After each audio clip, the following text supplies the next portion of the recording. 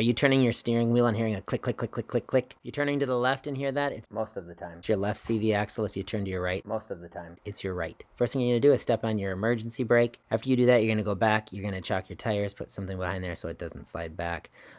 Loosen up your lug nuts and then jack it up, and then you're gonna pop your tire off. Blast these with some PB Blaster. They were on the back of the... And now we're gonna remove both of these, but I did just screw it in a few times just so that it's holding. And then we're gonna take this off. We just don't want it to drop straight out. Tie this up to the strut. And because you have your emergency brake on, that caliper is going to be tight, so you're going to have to pop that off, and then it'll loosen up. And once we have that caliper out of the way, hold this cotter pin out, so I've straightened it. And we're going to have to just work it out. 1.25 inches. So we're going to put that on there, and then you can use a breaker bar. I'm just going to use... And then we're just going to make sure axle pushes in. This one does. Pull this off.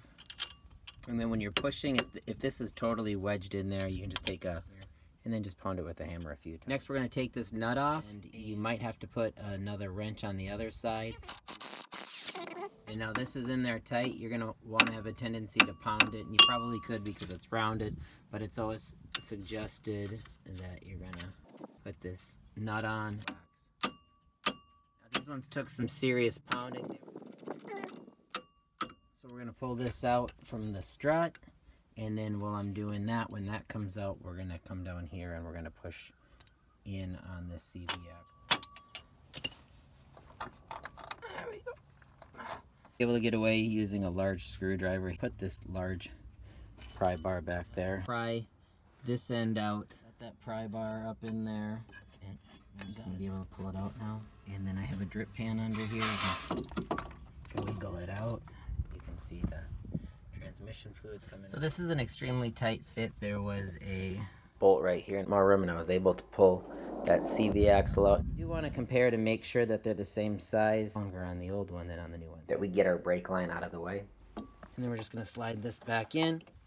And you're going to slightly get it in there, give it a little spin, and you'll feel those splines line up. Pound it in. And then we'll start putting this back together. And then we're just going to tighten this bolt right here. So we'll get that tight.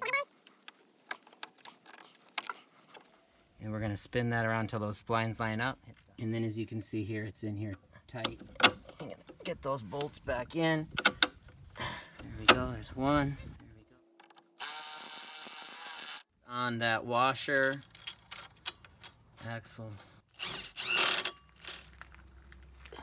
Next, you're going to put that little spring on there.